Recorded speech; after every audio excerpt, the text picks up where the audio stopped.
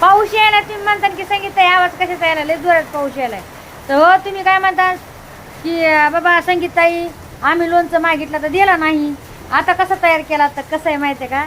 हे बघा आमच्या गावामध्ये म्हणजे एका शेजारी नाही ती आहे ना पहिल्यापासून म्हणजे तिला माझ्या हातचा लय लोणचं आवडतो लय. ती म्हणली अरे यार मला दे यार 5 किलो ह्या बारीच खायचा. तर मग मी 4-5 वर्ष जर काय मी लोणचं नाही टाकलं असंच आम्ही टाकीत नव्हते. पण म्हणलं चला आता तिच्यासाठी केलाय.